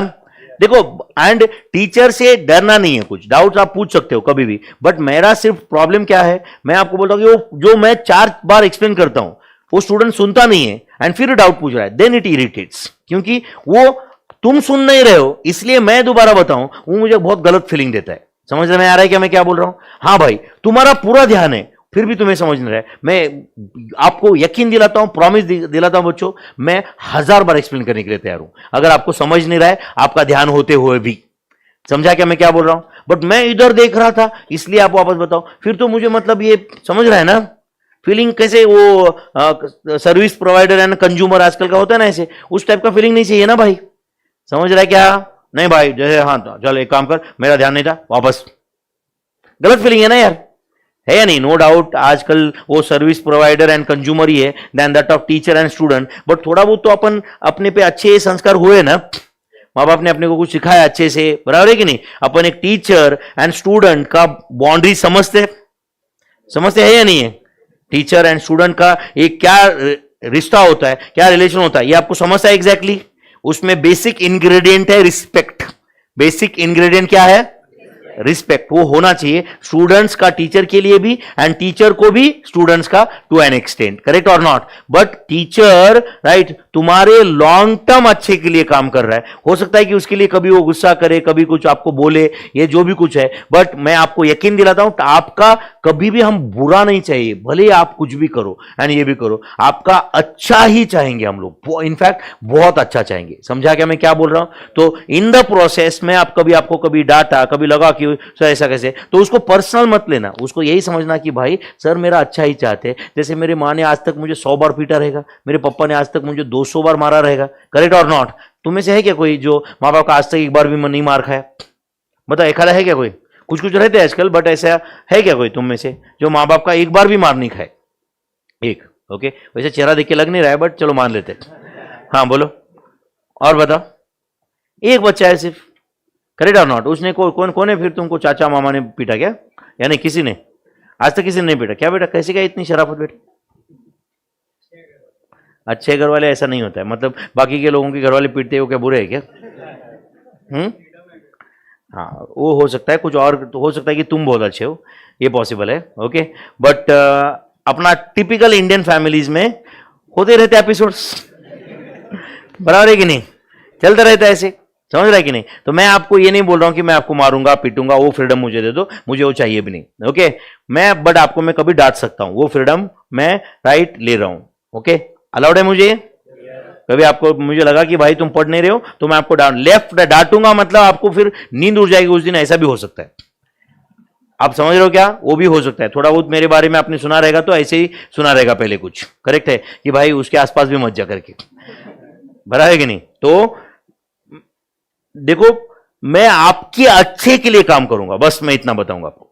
आप समझ रहे हो क्या? चलो फिर, व्हाट इज अ रेशियो बताओ? Ratio is a fraction used for comparison of two or more quantities which are of same type expressed in the same unit of measurement. चलो एग्जांपल क्या बोल रहा है ये? If Vinod's weight is how much बोलो? 90 kilograms and Anand's weight is 60 kilogram, we can say that, क्या बोल सकते हैं हम लोग? We can say that ratio of हाँ बोलो, weights of Vinod's and Anand is, या तो आप यहां पे नीचे लिखा है मैंने, we can say that weights of Vinod and Anand are in the ratio of, बोलो क्या है? 90:60। अच्छा बताओ मुझे, 90:60 का सिंपलेस्ट फॉर्म क्या है? 3:2। आपको बताओ मुझे 90:60 को मैं 3:2 कैसे लिख सकता हूं? तो this as good as 90 divide by 60, तो 3:2। अच्छा बताओ, बट मेरा वेट 3 है क्या फिर? तो फिर 3 कैसे बोल सकते हैं? जब रेशियो 3:2 है, इसका मतलब पहला क्वांटिटी 3 नहीं होता है। क्या होता है? पहला क्वांटिटी 3x, तो दूसरा quantity 2x, where x can be any number. तो अगर समझो मैंने बोल दिया कि मेरा वेट जो है वो 30 किलोग्राम है, तो आनंद का वेट कितना होगा फिर? मेरा वेट अगर 30 है तो उसका कितना होगा? 20। अरे मेरा 30 है तो उसका 20 होगा ना यार, 3:2 रेशियो है। मैं विनोद हूं ना? यस और नो? तो विनोद एंड आनंद का वेट का रेशियो क्या था? 90:60, मतलब 3:2 मैंने बोला आपको। बट अगर वो 3:2 के रेशियो में ही है एंड मैंने बोल दिया कि मेरा वेट अगर 60 है तो उसका कितना हुआ 40, 60 मेरा है तो उसका कितना हुआ 3:2। समझा क्या आपको ये? तो आप बताओ जो रेशियो होता है बच्चों A:B, ratio can be express okay in simplest form. Ratio can be express in its बोलो सिंपलेस्ट फॉर्म। रेशियो आप बताओ ये जो 90:60 था उसका सिंपलेस्ट फॉर्म क्या था बच्चों? सिंपलेस्ट फॉर्म क्या था 3:2। I hope you are understanding this, yes और नो? कुछ जाता है क्या दिमाग में? अच्छा मुझे बताओ, मैं ऐसे बोल सकता हूं क्या? आप ही मुझे बताओ, A:B is equal to AM:BM। A:B is equal to बोलो AM:BM provided M is not zero. Provided बोलो, क्योंकि दोनों को जीरो से तुम मल्टीप्लाई नहीं कर सकते, बराबर है कि नहीं? क्योंकि जीरो से मल्टीप्लाई किया तो रेशियो चेंज हो जाएगा ना बच्चों, यस और नो?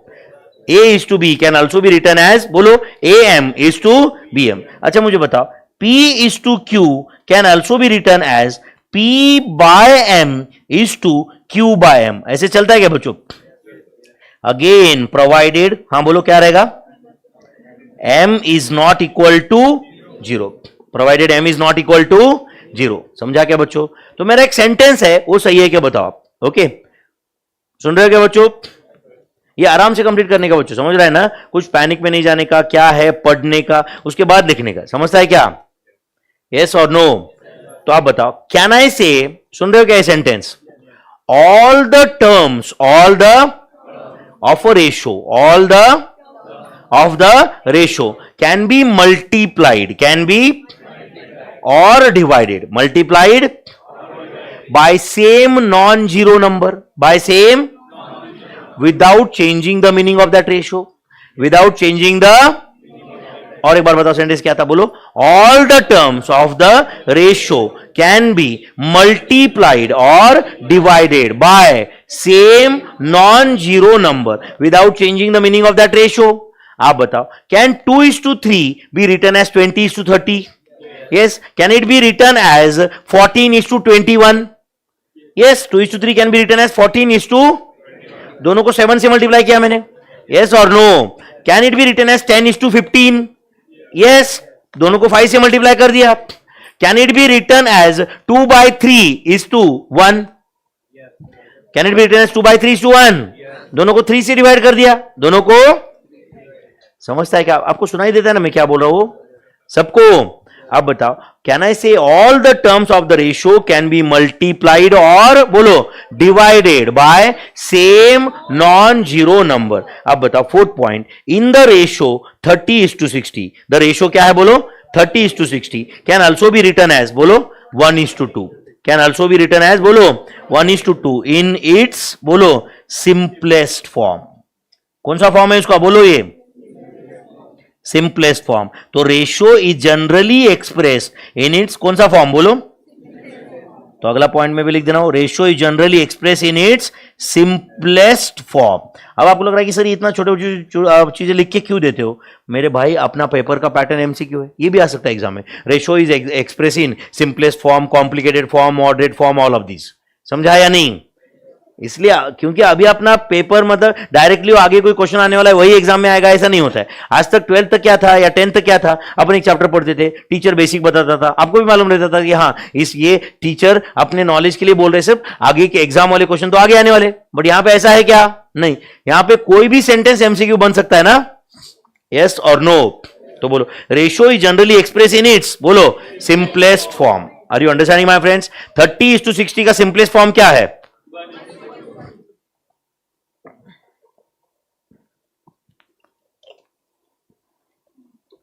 30:60 का सिंपलेस्ट फॉर्म क्या है मेरे भाई? 1:2। 30:60 का सिंपलेस्ट फॉर्म है 1:2। चलो A:B एक रेशियो है, can also be written as A divide by B। Do you agree on this? Can this also be written as AM divided by BM? Can this also be written as A/M divide by B/M? ऐसे चलता है क्या बच्चों? वैसे भी MM cancel होगा ना वहां पे, यस और no?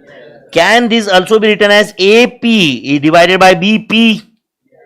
Can this also be written as A by P divided by बोलो बी बाय पी, प्रोवाइडेड, हाँ बोलो, एम कॉमा पी, ये नंबर्स क्या नहीं होना चाहिए, जीरो नहीं है, प्रोवाइडेड एम कॉमा पी, ये जो जिससे भी आप मल्टीप्लाई या डिवाइड कर रहे हो वो नंबर जीरो नहीं होना चाहिए। तो आप बताओ, रेश all the terms of the ratio, all the बोलो terms of the ratio can be, हाँ बोलो, मल्टीप्लाइड और divided by same non zero number, all the terms of the ratio can be बोलो मल्टीप्लाइड और divided by same non zero number without changing the meaning of that ratio, without changing the meaning of that ratio. तो देखो same 7 point वही लिखा है क्या, all the terms of the ratio can be multiplied और divided by same बोलो non zero number, उसको underline करो, all the terms of the ratio can be multiplied और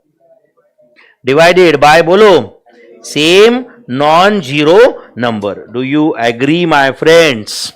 तो बोलो x is to y can also be written as, आप बताओ, can also be written as 5x is to 5y, चलता है क्या ऐसे? Can it this B also be written as 10x is to 10y, can this also be written as 0.20x is to 0.20y, चलता है क्या ऐसे? से कोई फर्क नहीं पड़ता है, समझा क्या? Can this also be written as x by 10 is to y by 10, चलता है क्या ऐसे? Can this also be written as x by 20 is to y by 20, चलता है क्या मेरे भाई? Can this also be written as 17x is to 17y, yes और नो? इसका मतलब ही हुआ all the terms of the ratio can be multiplied और divided by same non zero number. थोड़ा बहुत अभी तक देखो हम लोग पहले लेक्चर के, अभी मैं पहले 15 मिनट है, आपको थोड़ा बहुत तो समझा रहेगा कि अपना पढ़ाने का तरीका क्या है, समझ आएगा आपको? ये अपना पढ़ाने का तरीका है कि a layman can also understand, समझता है क्या? मैं यही सोच रहा हूं कि भाई राइट, हम मेरे सामने वही बच्चा बैठा है जो बहुत मैथ्स में वीक है, एंड अगर आप स्ट्रांग हो तो तुम्हारे लिए बोनस है वो, समझा क्या मैं क्या बोल रहा हूं? मेरे सामने वीक बच्चा बैठा है, उसी एंगल से मैं पढ़ाऊंगा। हो सकता है कि वो स्ट्रांग वाला बच्चा बोलेगा नहीं सर आप बहुत बोर करते हो, क्या कर भाई, तुम्हारे लिए भी तो थोड़ा ज्यादा ही प्रैक्टिस हो रहा है ना, तुम्हारा कोई नुकसान हो रहा है क्या इसमें? करेक्ट और नॉट? मैं अपने मैथ्स पढ़ाने का सक्सेस वो जो वीक बंदा है ना उसके मार्क्स से डिटरमाइन करता हूं, जो स्ट्रांग बंदा है ना उसको मैं पढ़ाऊंगा या कोई और पढ़ाएंगे, मोस्ट ऑफ द टाइम्स उसको सेम ही मार्क्स आते। समझ आया क्या मैं क्या बोल रहा हूं? Yes, okay. तो आप समझे क्या बच्चों? All the terms of the ratio can be multiplied और divided by same non zero number, all the terms can be multiplied और डिवाइडेड बाय बोलो सेम नॉन जीरो नंबर। अच्छा बताओ, in the ratio x is to y, in the ratio x is to y एक ratio है, तो x जो है वो फर्स्ट टर्म है, बराबर है ना? तो फर्स्ट टर्म को आज के बाद हम बोलेंगे antecedent. First term of the ratio is known as, अब देखो बच्चों ये भी एमसीक्यू आ सकता है, first term of the ratio is known as antecedent. हम लोग चैप्टर वाइज टेस्ट भी लेंगे बच्चों, समझ रहे हैं कि मैं क्या बोल रहा हूं? हो सकता है कि मैं आपको फर्स्ट चैप्टर के बाद टेस्ट लूं, हो सकता है कि पहले 2 के बाद में 2 पे टेस्ट लूं, जो भी रहेगा टेस्ट भी रहेंगे अपने, समझ रहे हैं मैं क्या बोल रहा हूं? Okay, first term of the ratio is known as बोलो, second term of the ratio is known as consequent. First term को क्या बोलते हैं? Antecedent. Second term of the ratio is known as consequent. First term of the ratio is known as antecedent, okay. Second term of the ratio is known as consequent. First term is antecedent, second term is consequent my friends. समझ में आता है क्या आपको ये? Okay, तो antecedent first. तो बताओ इन द रेशियो, चलो वहां पे एक नीचे लाइन है उधर एक लिख देना आप, एक in the ratio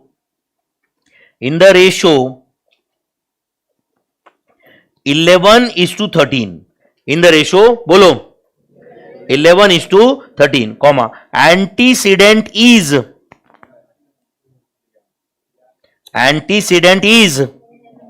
11 and consequent is 13.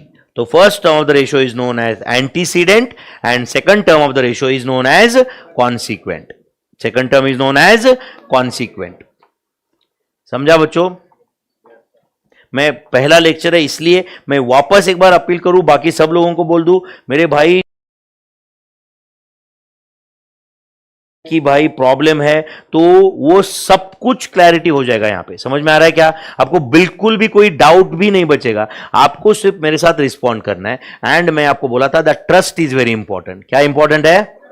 तुम्हारे दिमाग में है कि भाई नहीं नहीं नहीं यार, ये आपको अपने को पढ़ा पाएगा नहीं, क्या है प्रॉब्लम, तो फिर तो इशू ही रहेगा ना यार। समझा या नहीं? दैट इज वेरी इंपॉर्टेंट कि आप बिलीव करते हो वहां पे। एंड आपको कुछ चैप्टर कुछ दिनों के बाद में समझेगा कि भाई आप बहुत सेफ जगह पे हो। आप समझ रहे हो क्या मैं क्या बोल रहा हूं?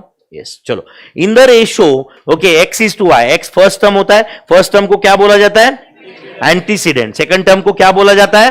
कॉन्सिक्वेंट। ओके, तो in the ratio a is to b, in the ratio अगर a b से बड़ा नंबर है, a b से, for example let's say 8 is to 3, आप बताओ यहां पे फर्स्ट टर्म सेकंड टर्म से बड़ा है? यस और no? 12 is to let's say 4, let's say 13 is to 11, let's say 101 is to 78. समझ में आ रहा है क्या बच्चों? 131 is to 61, 198 is to 23. समझ में आ रहा है? ऐसे कोई भी आप मुझे बताओ, आपको इधर क्या है, ये सारे इसमें कॉमन क्या दिख रहा है? फर्स्ट टर्म जो है वो सेकंड टर्म से, तो फर्स्ट टर्म से सेकंड टर्म बड़ा है, मतलब एंटीसीडेंट इज ग्रेटर देन, तो whenever antecedent is greater than consequent, we call it as a ratio of greater inequality. इसको क्या बोला जाता है? बोलो, ratio of greater inequality. तो tell me, when a ratio is said to be ratio of greater inequality, answer दो मुझे। When antecedent is greater than consequent, it is said to be a ratio of greater inequality. When antecedent is greater than consequent, it is said to be a ratio of greater inequality. समझा क्या बच्चों? When antecedent is greater than consequent, it is said to be a ratio of greater inequality. When antecedent is less than consequent, okay, it is said to be a ratio of lesser inequality. उसको क्या बोला जाता है? Ratio of lesser inequality. तो when antecedent is less than consequent, it is said to be a ratio of lesser inequality. आप मुझे बताओ कि कुछ ratio of lesser inequality के examples? हाँ बोलो, जल्दी बताओ यार। 3 is to 5, 7 is to 11, okay, 12 is to 35, right, 38 is to 93. ऐसे के दो चार एग्जाम्पल है या हजारों, कितने भी एग्जाम्पल दे सकते हैं? अनलिमिटेड यार, उसका क्या है, सिर्फ फर्स्ट टर्म सेकंड टर्म से छोटा रखना है आपको। तो when a ratio is said to be ratio of lesser inequality, when antecedent is less than consequent, when antecedent is less than consequent, ratio is said to be ratio of lesser inequality, ratio of lesser inequality. And when antecedent is equal to consequent, उस रेशियो को हम बोलते हैं ratio of equality. उसको क्या बोलते हैं हम लोग? बोलो, रेशियो ऑफ इक्वालिटी। तो when a ratio is said to be ratio of equality, when antecedent is equal to consequent, when antecedent is equal to consequent, it is said to be a ratio of equality. It is said to be a ratio of equality के क्या example से बताओ फिर? बोलो, 8 is to 8, 9 is to 9, बराबर है ना, 15 is to 15, 28 is to 28, 30 is to 30. अब बताओ, कैन आई से राइट, ये जो भी रेशियो ऑफ इक्वालिटी है, ये सबका सिंपलेस्ट फॉर्म 1:1 है। ये सबका सिंपलेस्ट फॉर्म क्या है?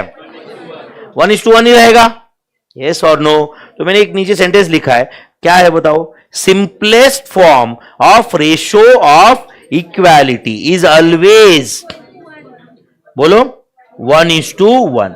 Simplest form of ratio of equality is always 1:1. Simplest form of ratio of equality is always 1:1. तो tell me my friends, अगर इसके बाद में आपको कोई पूछे when a ratio is said to be ratio of lesser inequality, when a ratio is said to be ratio of greater inequality, when a ratio is said to be, बोलो, ratio of equality, आपको बताते आएगा क्या? तो बोलो, when a ratio is said to be ratio of greater inequality, when antecedent is greater than consequent, it is said to be a ratio of greater inequality. When a ratio is said to be ratio of lesser inequality, When antecedent is less than consequent, it is said to be a ratio of lesser inequality. And when antecedent is equal to consequent, it is said to be a ratio of equality. When antecedent is equal to consequent, it is said to be a ratio of equality. What is the simplest form of ratio of equality? 1:1. Simplest form of ratio of equality is always 1:1. वहां पे एक नीचे और एक sentence लिखते हैं, ये सही है क्या बताओ? Simplest form of ratio of equality is 1:1 लिखा है क्या बच्चों आपने? मैं ऐसे लिख रहा हूं, सिंपलेस्ट फॉर्म ऑफ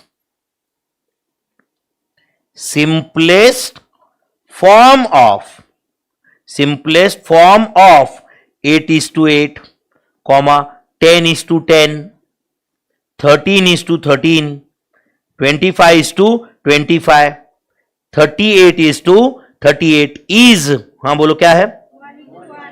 1:1. मतलब simplest form of ratio of equality is always 1:1. Simplest form of ratio of equality is always 1:1. Yes और नो? तो देखो बच्चों, आपको समझा क्या ये नोट्स मैंने कैसे बनाए? फिर आपको लग रहा है थोड़ा बहुत इंटरेस्टिंग है? एंड ये फर्स्ट चैप्टर का पहला पेज है. ऐसे 1200 पेज की नोट्स है अपने. समझा कि मैं क्या बोल रहा हूं? तो अपन बहुत कुछ डेप्थ में सीखने वाले हैं. न जाने कितने क्वेश्चन सॉल्व करने वाले हम लोग. समझा क्या? तो ये बहुत अच्छे से रिस्पॉन्ड करना बच्चों इसमें. एंड आपने लेक्चर मिस किया तो आपको तुरंत समझेगा कि भाई वो पार्ट बाकी है.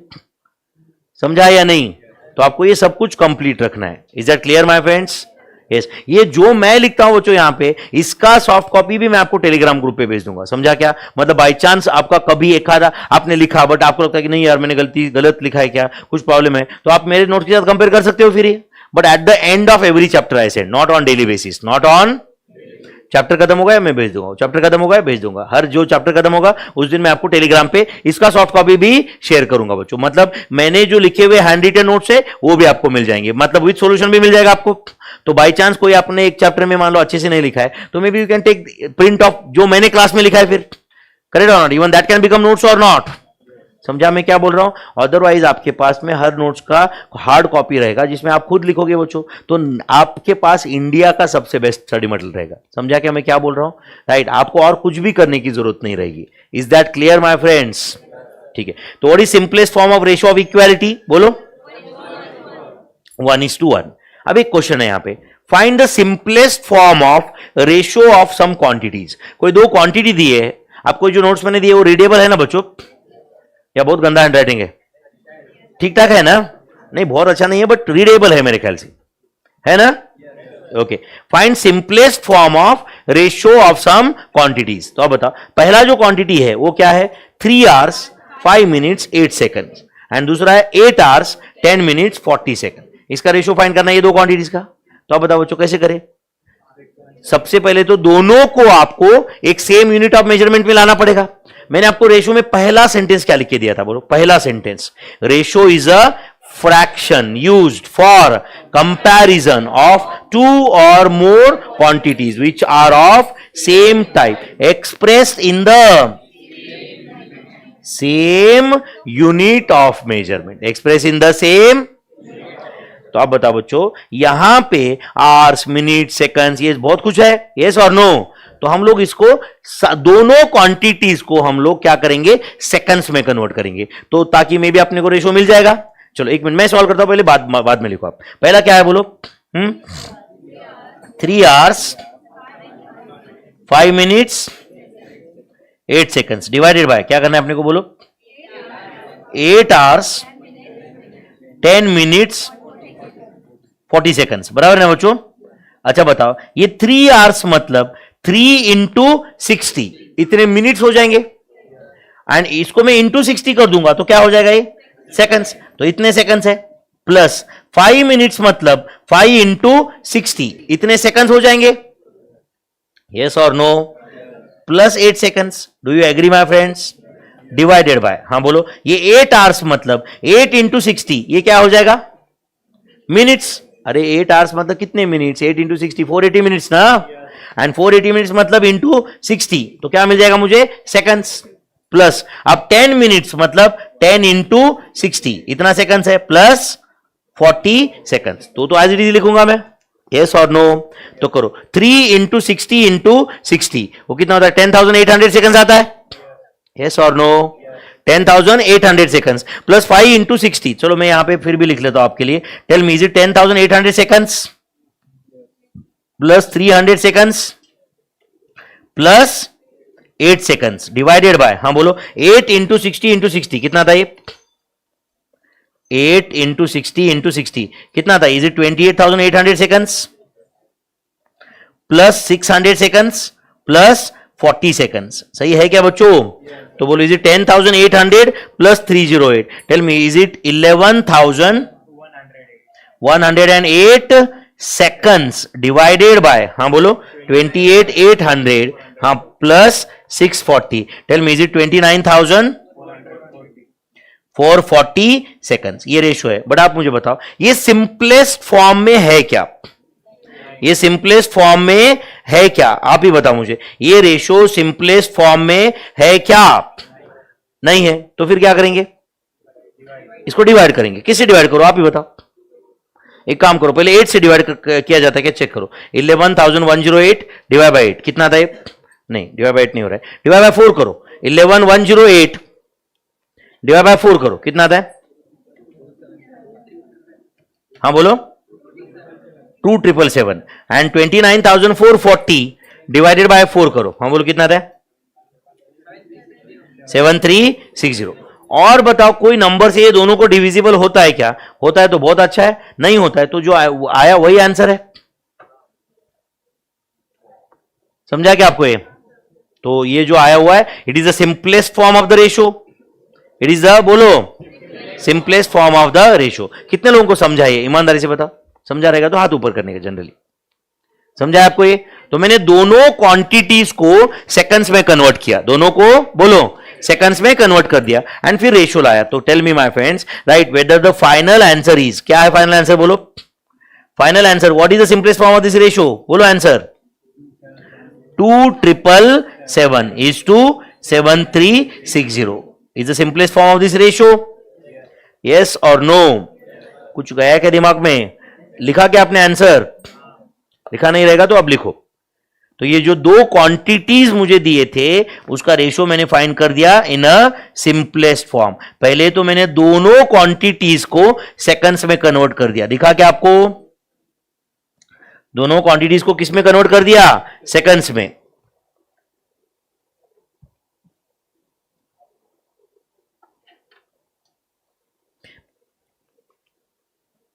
यस बच्चों, जो लोग ये लेक्चर अटेंड कर रहे हैं जिनके पास नोट्स नहीं है, तो ये नोट्स टेलीग्राम ग्रुप पे ऑलरेडी शेयर्ड है आपके साथ.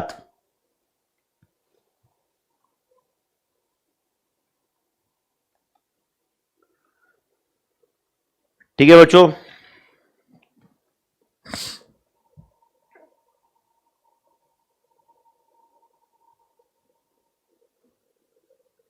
तो 2,777 is to 7,360 is the simplest form of the ratio. इसको और सिंपलीफाई होता है तो बताओ मुझे आप. किसी से 7 से 13 से डिविजिबल है क्या? वो नहीं है ना. 3 से डिविजिबल भी नहीं हो, बराबर ना?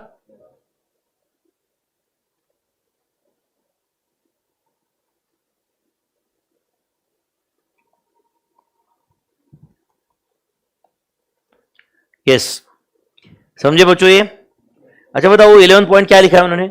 Ratio can be express without unit of measurement. मतलब बताओ बच्चों, ये जो मैंने फाइनल आंसर लिखा, अच्छा इसके अंदर मैंने 2,777 सेकंड्स इज टू 7,360 सेकंड्स ऐसे लिखा क्या? कुछ नहीं. अच्छा सुनो ध्यान से बच्चों, सुनो सुनो प्लीज प्लीज. आप बताओ, समझो मैं आपको बोलूं कि भाई मेरा एज टू ये लड़के का एज का रेशो 2:1 है. क्या है? तो मैं बोला क्या कभी 2 years 1 year, 40 years 1 year या 20 years ऐसा कुछ बोला क्या? 40 months 20 months बोला कुछ? But still I have told the ratio और नॉट. मतलब रेशो एक्सप्रेस करने के लिए यूनिट ऑफ मेजरमेंट की जरूरत नहीं है. बट अगर रेशो में से अगर आपको बाद में एक क्वांटिटी बताना है, ओके, तो वो क्वांटिटी को जनरली यूनिट ऑफ मेजरमेंट लगेगा. समझो ये लड़का बोल रहा है मुझे कि सर आपके और मेरे एज का क्या रेशो है? मैं बोल रहा हूं बेटा 2:1 रहेगा. कम 2:1. मैं बोला क्या इसमें ईयर्स वगैरह कुछ? समझा क्या? ये बोल रहे सर आपका एज क्या है? मैं बोला भाई मेरा एज 41 है. मेरा एज तो क्या पूछेगा, क्या 41 ईयर्स, 41 मंथ्स, कुछ तो बता भाई, यस और नो। कॉमन सेंस से उसको समझ रहा है कि जब मैं 41 बोल रहा हूं 41 ईयर्स है, बट मैं बोला था क्या, अच्छा चलो एग्जांपल इनकम समझो, ये बोला है सर आपका इनकम क्या है, मैं बोला मेरा इनकम 5 है भाई, 5, क्या बोलेगा, अगला क्वेश्चन बताओ इसका, अगला क्वेश्चन, हाँ बोलो बोलो भाई, क्या 5 लाख, 5 करोड़, 5 मिलियन, 5 बिलियन, कुछ तो बता, बोलेगा ना ये।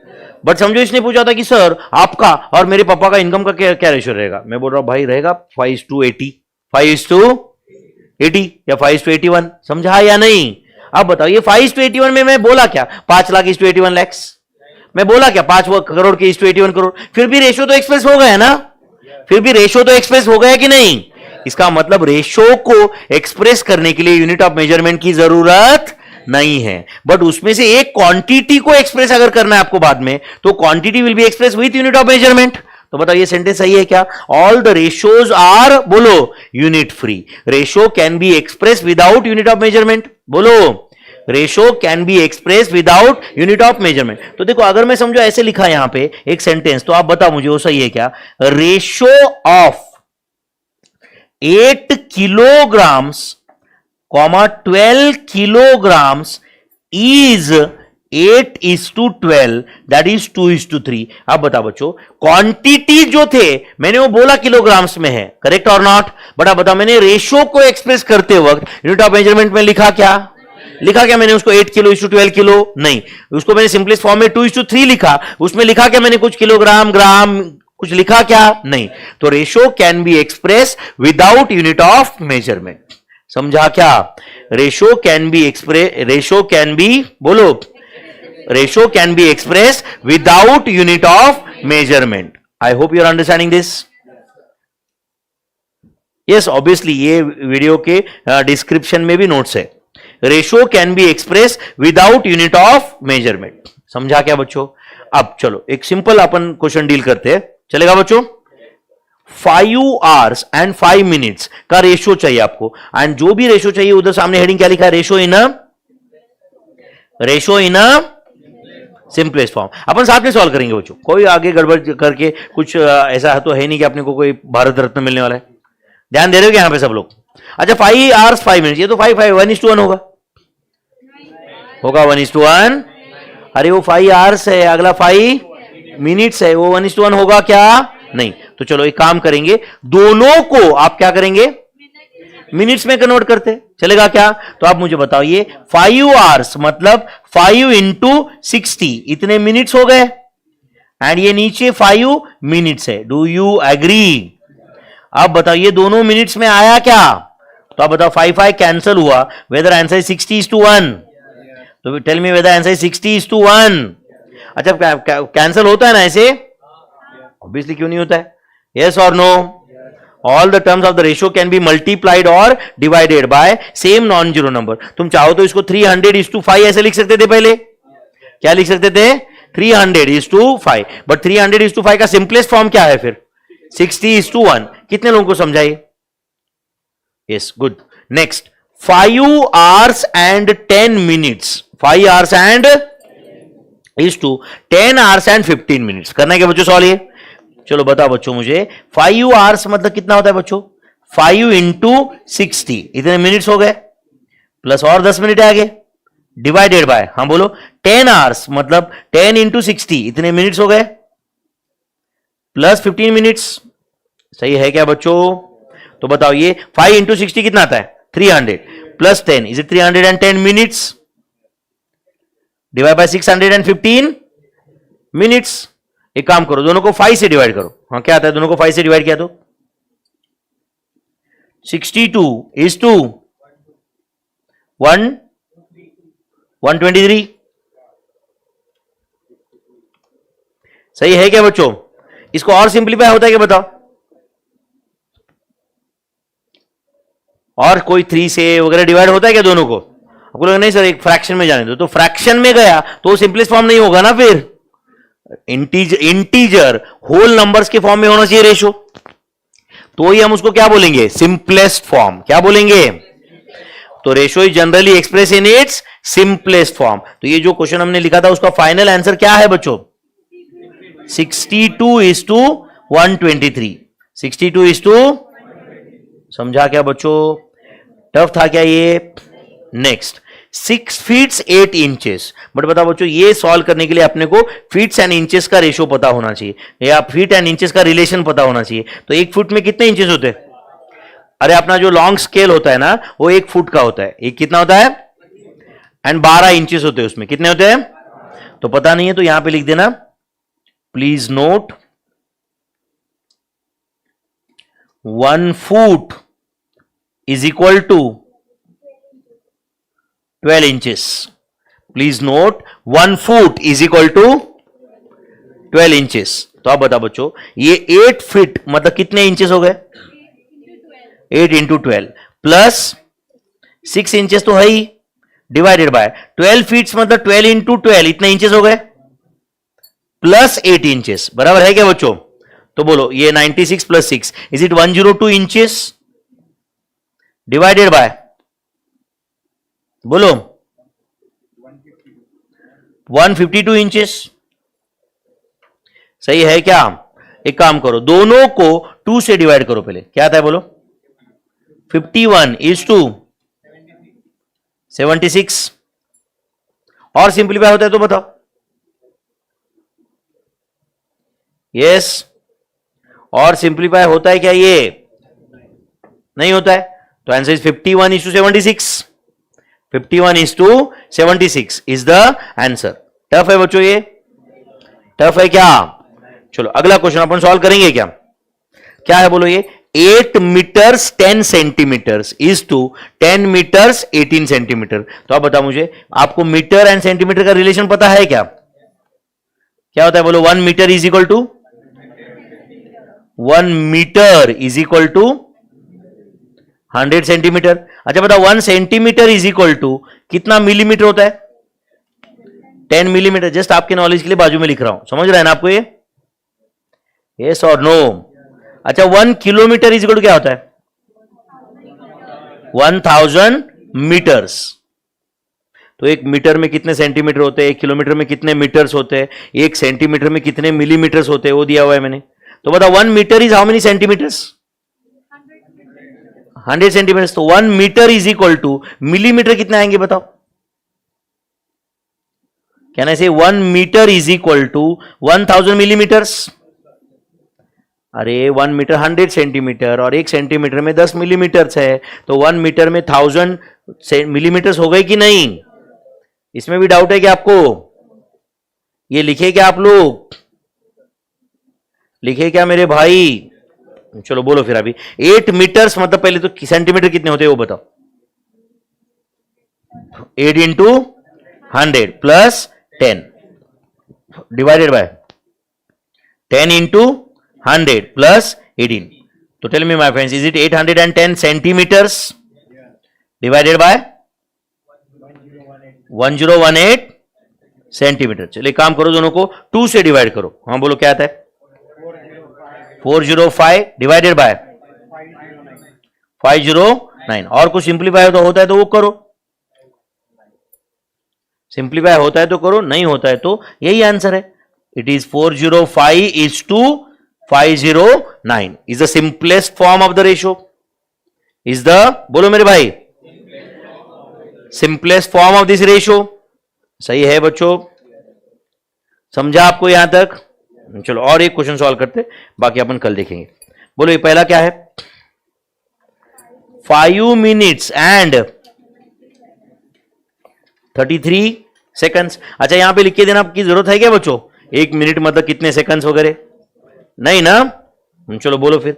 5 मिनट्स मतलब 5 इंटू 60 इतने सेकंड हो गए, प्लस 33 एंड बताओ डिवाइड बाय क्या रहेगा? 8 इंटू 60 प्लस 45। तो tell me my friends, is it 333 seconds? Is it 333 seconds divided bye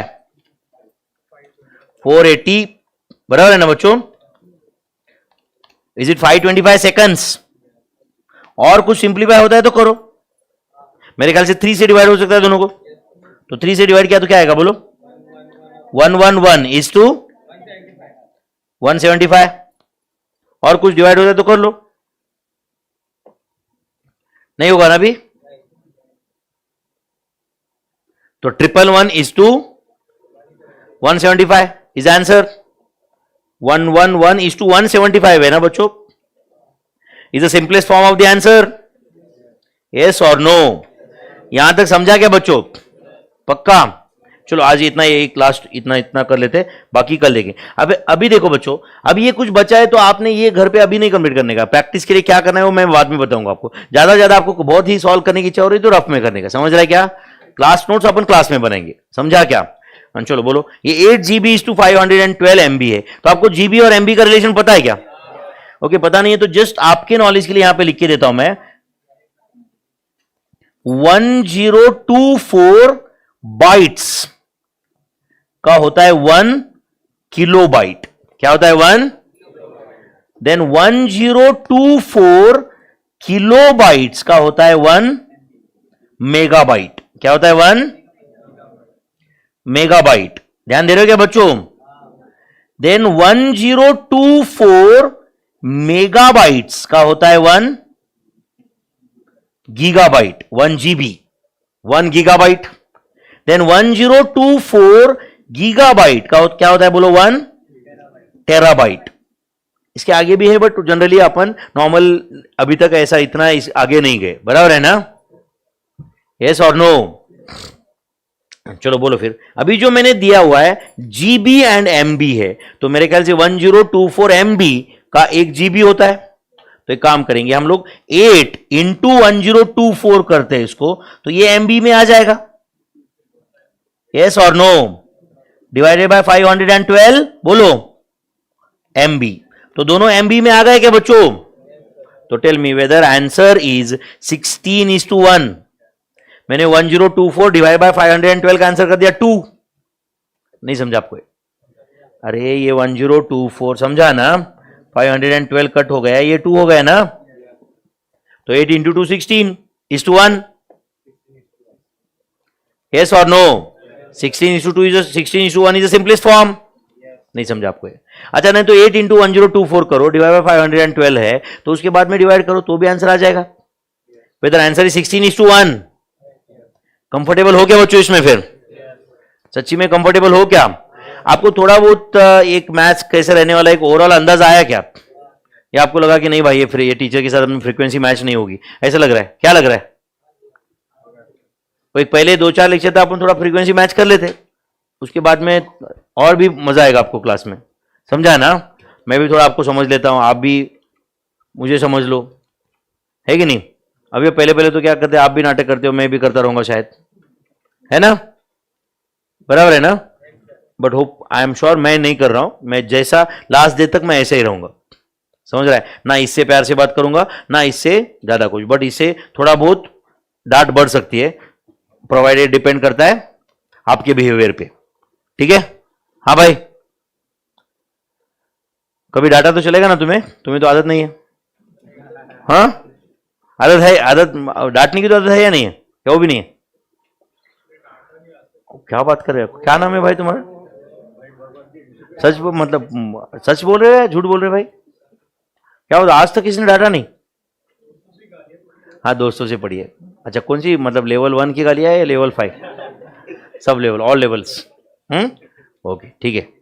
मतलब नॉर्मल लेवल, गाली में लेवल होता है ना, पागल, बावलट, वेड़ा का, लेवल 1 है ना? ठीक है चलो फिर. Shall we stop here for the day, my friends? Yes. Thank you very much, my friends. See you tomorrow.